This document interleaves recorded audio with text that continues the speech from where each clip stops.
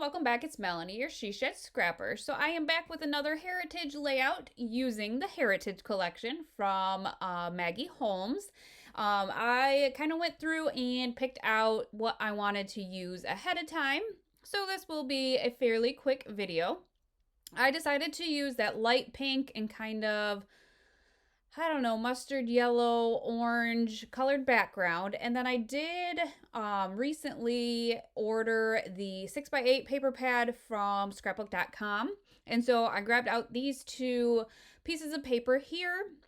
One, I really like that bow. I think that is one paper in the 8 by no, not 8 by 12, 12 by 12 that I did scrapbook already, but I really do like that bow and wanted to use that somehow. And then of course a wood grain paper, you can never go wrong with that.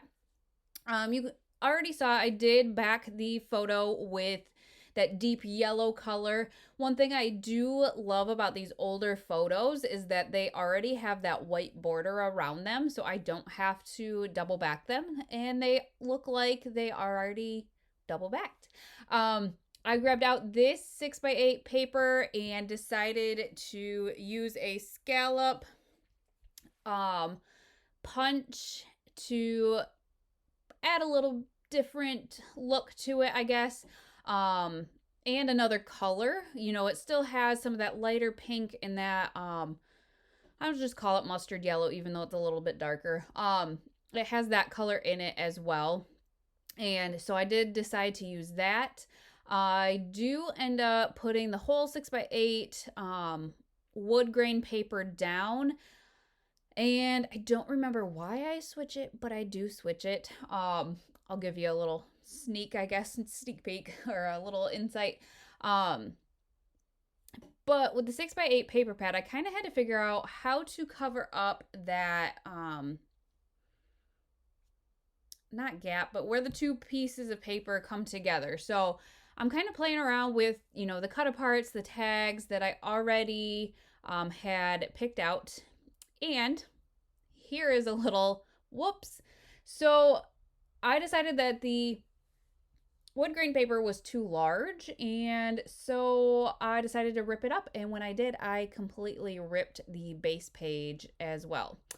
So note to self, note to you, be careful when you're ripping. I mean, I end up covering it up and making it work, luckily, but that was kind of like a, oh crap, now what do I do? So I switched my plans a little bit and decided to only use one of those, you know, scallop pieces down at the bottom, and then I had to use that other one at the top to cover up my mistake.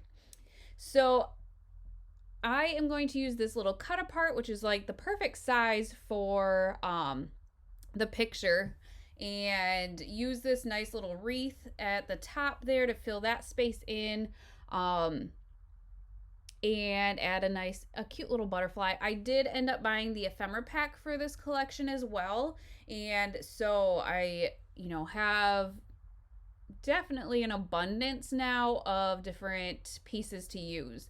I also bought the sticker sheet, and sometimes I do struggle with like using these stickers like this little boy, but this picture is my father-in-law with his parents and his brothers, so I thought it was perfect to use a little boy, because, you know, that's who's in the picture, and so I was glad to kind of use that. I do end up using just the one tag then, and use some twine to kind of fill in that space there. And then I did have to figure out now with this nice big strip up at the top covering up my whoops, what to do. So I grabbed a couple of stickers out of the sticker or the project pad, as well as the sticker sheet, just to kind of make another cluster at the top. I do have to obviously cut that off, but I do really like the way that this one turned out. It's super easy. I do add a bow to that cut apart there, and honestly, it's just kind of a good reminder that just because things don't end up the way they started, or your, you know, ideas, and you kind of make a whoops or a mistake, that you can still finish it, cover it up kind of, and keep going. It doesn't have to be a complete waste of a layout. So just remember that when you make a mistake as well. So I did just add that little vellum or acetate flower to the left of that tag there. I think that is just gonna finish off the layout.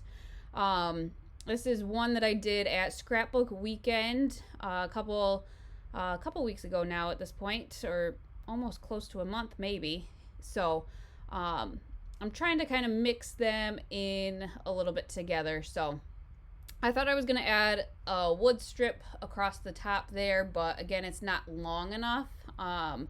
With the scraps that I had, it wouldn't go all the way across. So I decided to nix that, just add another heart at the top, and I think round off this layout. So again, super simple, but I am loving all the layering that these smaller photos are kind of requiring me to do. It's definitely something that I don't do on a normal basis, but with a smaller photo to fill in the space, layers are a great option. So it is one thing that's helping me kind of step out a little bit. But here are the close-ups. So I hope you guys enjoyed this quick little video, and we will see you next time. Bye guys.